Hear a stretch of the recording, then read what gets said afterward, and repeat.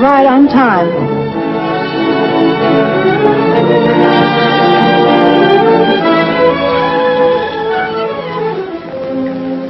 You wanted to know about B-17 pilot training. Well, largely it's a matter of putting across what we know about the airplane, what it'll do and what it shouldn't be asked to do.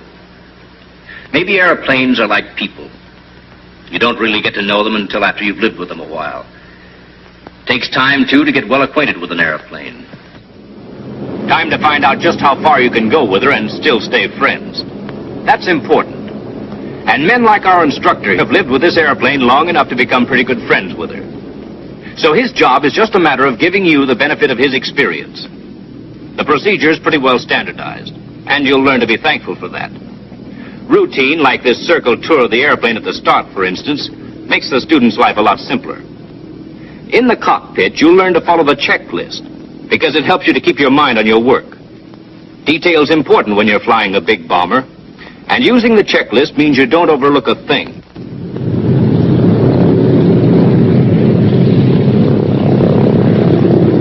After you get the plane off the ramp and down near the runway, you're ready for the run-up. One of the most important checks of all. Center at an angle. That gets all your props safe over concrete for the run-up, and if there's a guy behind you, you won't blast him when you rev him up. As your co-pilot, the instructor locks the tail wheel while she's rolling, so that when the wheel's in line, the lock pin will drop into place. Tail wheel locked. And brakes.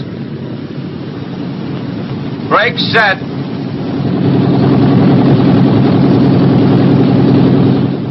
Maybe here you'll switch to interphone. Easier to talk that way. Then the checklist again. And the instructor's command to check trim tabs. Set them at 0. Elevator trim tab. Rudder. Aileron. Then, before the run-up, always check your oil temperature. You ought to have at least 40 degrees before beginning the run-up. Why not close cowl flaps? Hurry it up a little. It might mean trouble. If you close them, you get uneven cooling, local hot spots, metal fatigue. I get it. Just like bending a wire back and forth until it breaks. That's it. Exercise turbos? Right. you advance throttles to 1,500 RPM for turbo exercise. And you know why it's important. To get warm oil circulating through the turbo regulators. If regulator oil is stiff or congealed, the turbo wastegates won't react properly. One avoidable cause of a runaway turbo on takeoff. Leaving turbos on, you do a repeat on the props. Give them plenty of time to change pitch. Watch the tacks for that. If it's below freezing, exercise both turbos and props 4 times. Set the lock to keep the levers from creeping. And then, turbos off. And before the mag check, another important detail. Before you rev them up, turn on your generators and check each one for ampere output. If they balance, they're all putting out all right. Ampere output okay. Now voltage and then turn them off.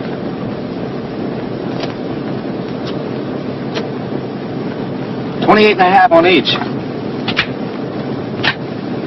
Generators checked and off.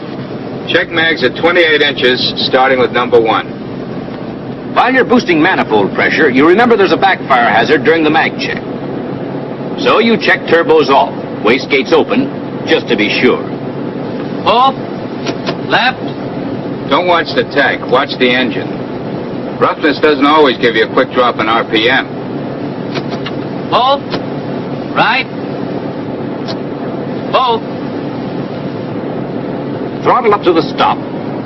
A quick check of manifold pressure, and then full turbo.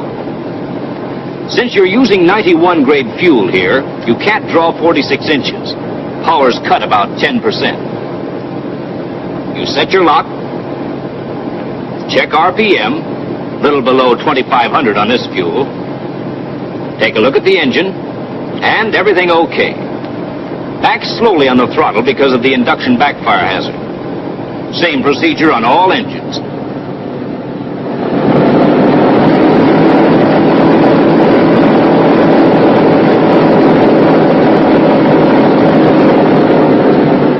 the command to call the tower for takeoff clearance, and you're off to the races.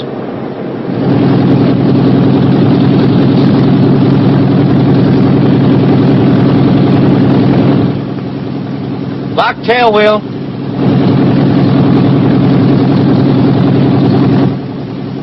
Parking brakes.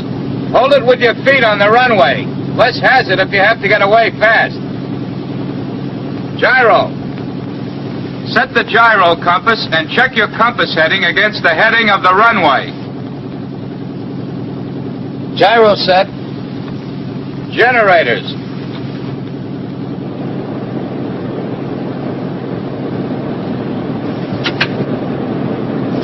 Generators on. Tailwheel locked. Light out. Now let's see your rider. 3-point takeoff. 3-point? 3-point. Hold the tail down, but don't give it enough pressure to cause a lot of wheel drag. And remember, you fly the airplane. I'll watch the engine. The cow flaps open? Right. Hold the brakes until you get 25 inches, then let her go. You'll have rudder control by the time you're hitting 50 miles an hour. With a crosswind, you might have to use the throttles a little. Rudder's enough today. On 100 octane, you'd be using 46 inches and 2,500 RPM. Little less than that with this fuel.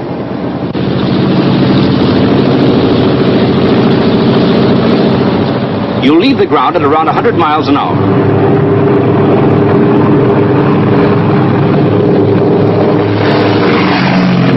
Then a kick on the brakes to stop the wheel spin and gear up. Get rid of that drag fast. In takeoff emergencies, the bare belly is better than wheels. Check the light. Visual inspection later. 130 safe airspeed for power reduction. Manifold pressure first. Pilot's job, but today your instructor does it. Then RPM. You'll find it all in the tech orders and your checklist. Co-pilot trails cowl flaps, returning each valve to the locked position. Check your landing gear. Up left. Up right. And when your flight engineer gets an OK on the tail wheel, the switch is returned to neutral. Things happen fast on the takeoff, and it's easy enough to tense up a little. You did well enough, but... Don't fight her, she won't throw you. On our next takeoff, you'll reduce power. I'll just make the final adjustments. Hold your airspeed to 135 on the climb. What's our power setting? 35 inches, 2,300.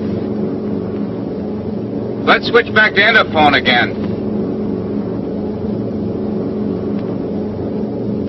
Do you always use this power setting for climbing? Yes, with 91 grade fuel and up to 30,000 feet. If you're climbing on instruments, you should hold your airspeed at 160. Are you keeping her trimmed? Turbo and throttle settings always depend on altitude. For instance, if we'd taken off from a sea level field, we wouldn't need turbo or even full throttle for the early part of the climb. Another thing, always cut down manifold pressure before RPM. What's your altitude? We're nearly 1,000 feet above the field. Fuel boost pumps off? At 1,000 minimum. Check fuel pressure before and after. Gives you another check on engine fuel pump operation. Look at your manifold pressure. Manifold pressure will creep up steadily on the climb if you don't watch it. As free air pressure decreases on the climb, the pressure differential across the turbo buckets increases. Gives you higher turbo speed and more pressure from the blower. What about carburetor air filters?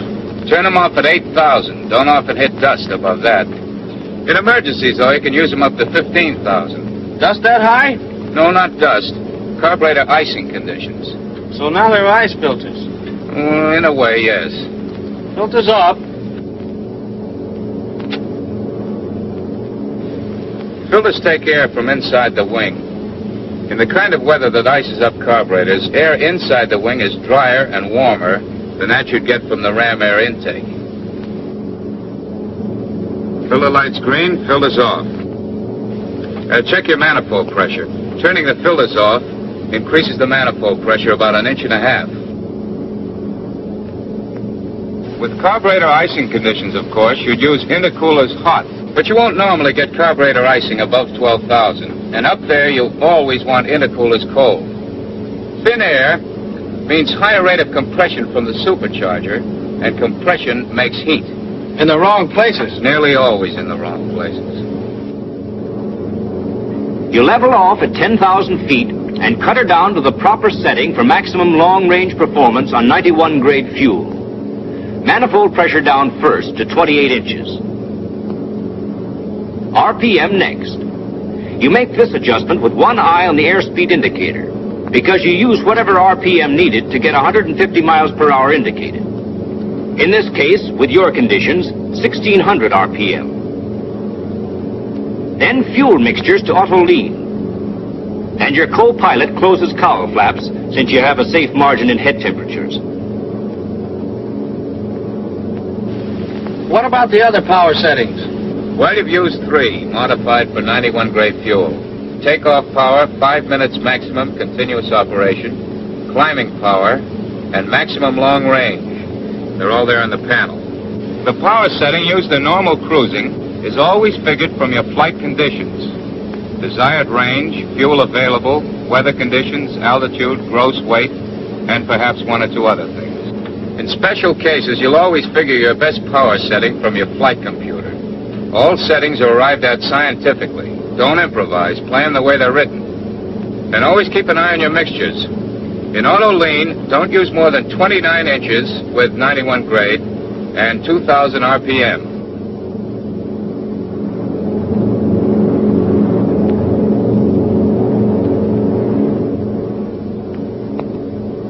Explain something? Try to. That 3-point takeoff. What about it? Didn't it feel right? Well, maybe I didn't pull it right. I thought it was a little mushy. Isn't it better with the tail up? Well, And what about the stall hazard? maybe we'd better figure it out on paper.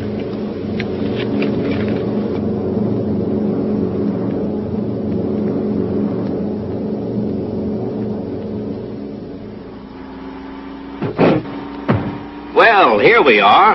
An old friend you'll remember from flying school days. She knows her way around.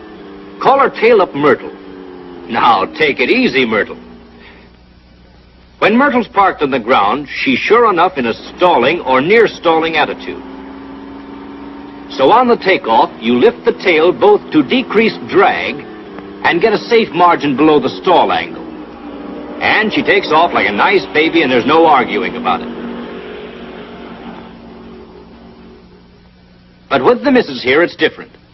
In the 3-point position, she's already in a flying attitude. On the takeoff run, the relative wind's parallel to the ground.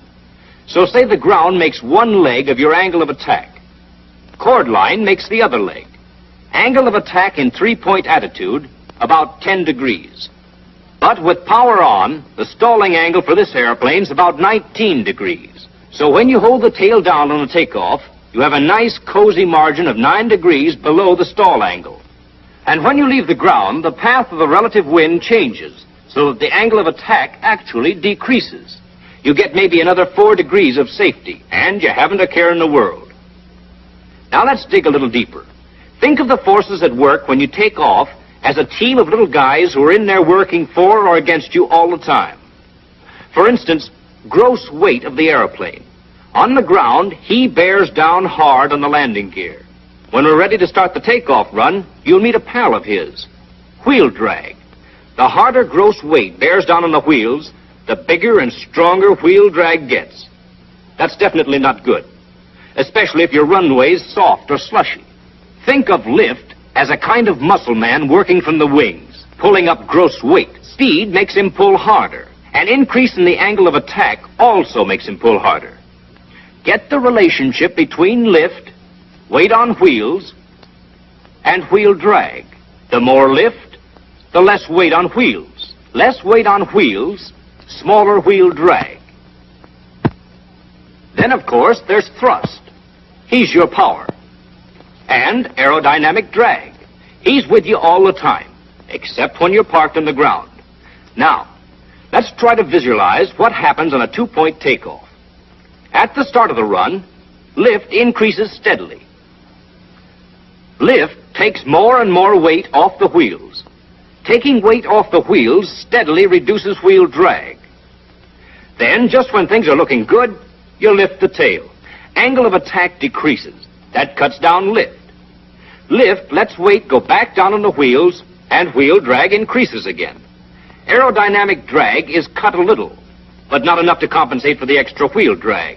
Speed still won't build up as fast as it would with the tail down. Even on a smooth runway, you'll need more room and maybe 20 or 30 miles an hour more speed to get off than if you'd kept your tail down. If the runway's messed up with mud or slush or water, maybe you won't get off at all in the space you have. But keep the tail down. Take advantage of the three-point angle of attack, and lift goes to work on gross weight right away. Wheel drag gets smaller and smaller. You'll be airborne at maybe 100 miles an hour, and without using up all your runway. And that's something to remember when you're lined up on a nice homemade strip in the jungle, with mud underneath you and trees dead ahead.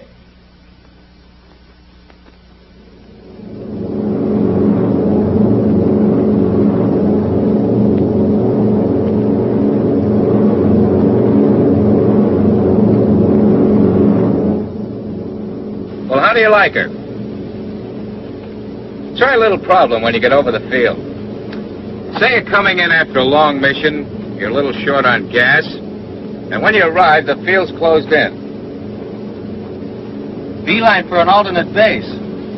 No, Sal, you're the hell and gone from nowhere. You're lucky to have one base to come home to. Well, cut the inboards and hang around until she opens up. Well, you're to hover all right, but don't cut the inboards. She'll burn more coal on 2 than she will on 4 on long-range settings. Think it over.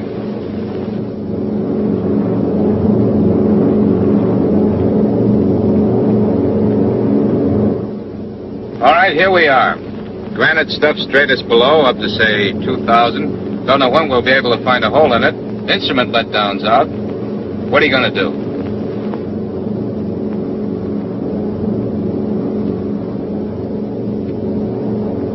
Don't you like it up here? Like it better down a bit if I'm low on fuel. Need less power and less fuel for a given indicated airspeed.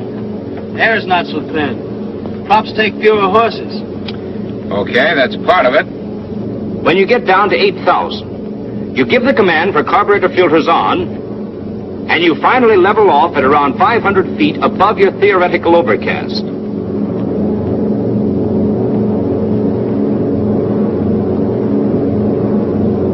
When you level off above the overcast, the idea is to keep from going places. Now, that's simple.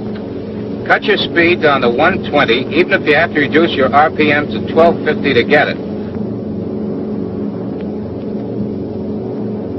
Try it first with 1,400 RPM.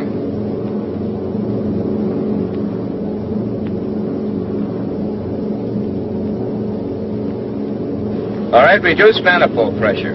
Try with 26 inches.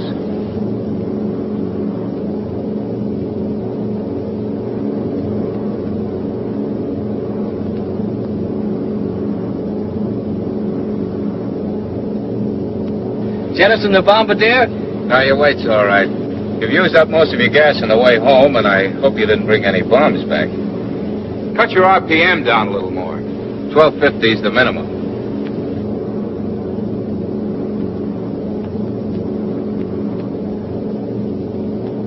With this hovering maneuver, fuel consumption's cut down to about 95 gallons an hour.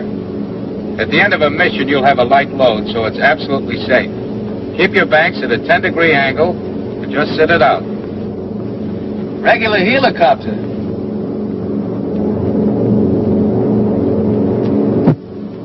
Time to go in, then. Landing instructions from the tower, weather, altimeter setting, and back to work again. When you're ready for a landing, be sure your co-pilot runs through the checklist. No matter how good you are, flying means fatigue, and fatigue does things to your memory. So if you want to bring in this property without an insurance claim, have everything checked in order. Altimeter, okay. Crew positions. Automatic pilot, off. Crew members at their proper stations. Side guns stowed.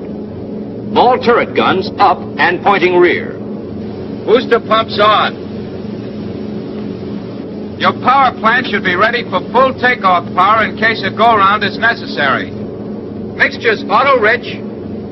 Intercoolers cold. Carburetor filters on. Wing de-icers off. That's important. Wing de-icer operation changes the stalling characteristics of the airplane.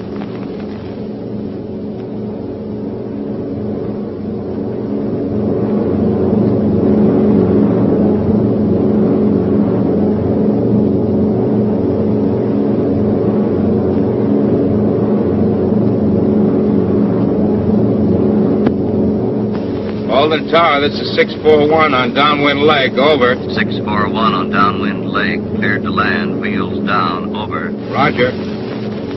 Landing gear down.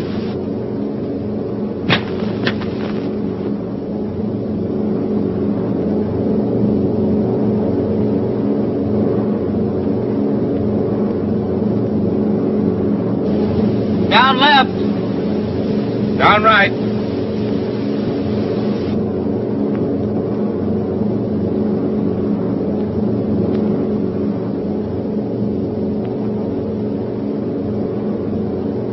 Tail wheel down, trailing antenna in.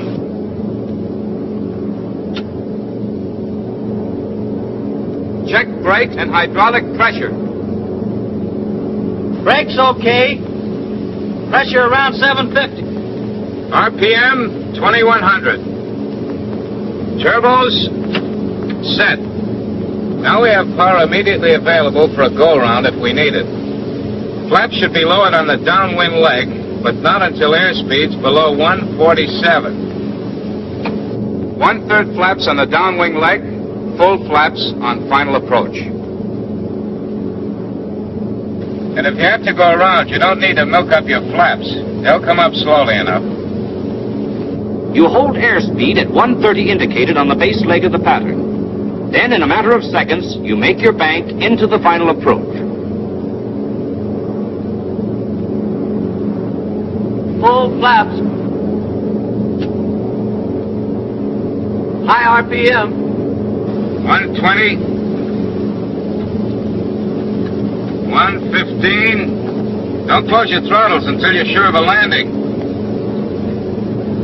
112. 110. Freezer on.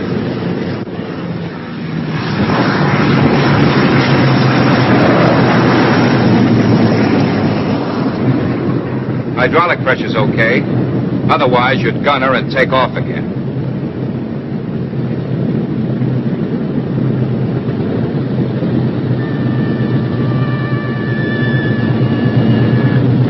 Valve flaps open and locked. Turbos off. Booster pumps off. Wing flaps up. Get them up sooner if you have a muddy runway.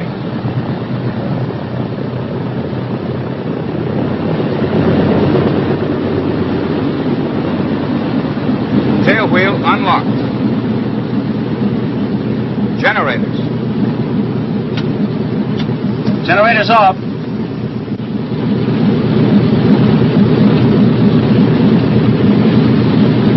Cutting the inboard engines is the co-pilot's duty normally. The pilot should keep his mind on his taxiing. But it's quiet on the hangar apron today, and the instructor asks you to do it. Good thing, too, since you weren't too sharp about it. You can cut your inboards now. Check turbos off first. You need engine oil pressure to open the wastegates. No. Rev them up to 1,000 before you cut them.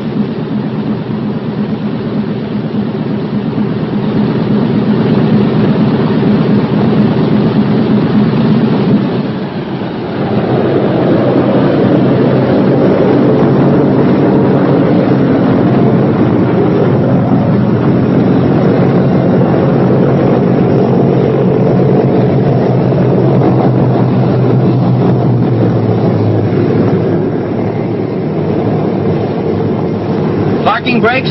No, hold it until the chocks are in. If you set your brakes on hot drums, you'll bake the expander tubes.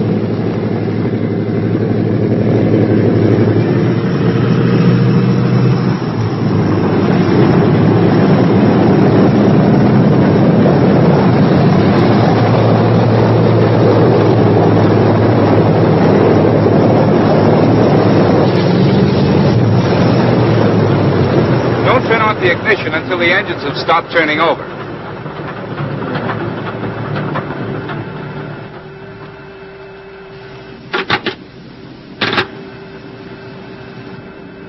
Alden Tower, this is 641. Mission complete.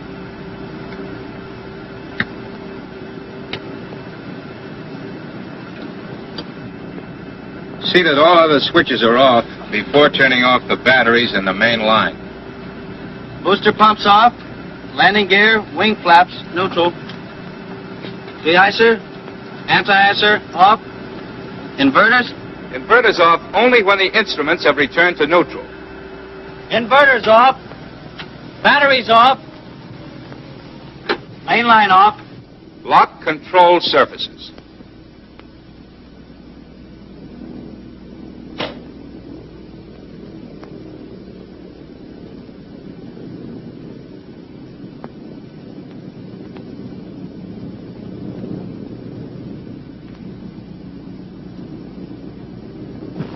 That's that. Except for the bookwork. Just give them the facts. One more thing. Record the time of day and number of minutes of oil dilution if you were diluting in this. Well, how do you feel? Okay, I feel great. Remember, it's just another airplane. It's a little bigger than most. But the fact that you're flying her means that you've moved into the big time. And the payoff is it's the safest crate you ever flew.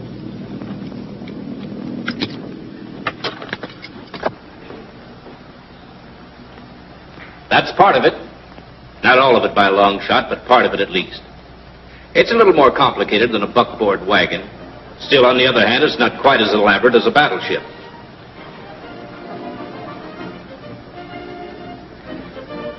Make things as easy for yourself as you can by taking advantage of little devices like the flight computer and the load adjuster and the checklist. All the rest, and that's plenty, is up to you. But I guess by this time you understand that pretty well.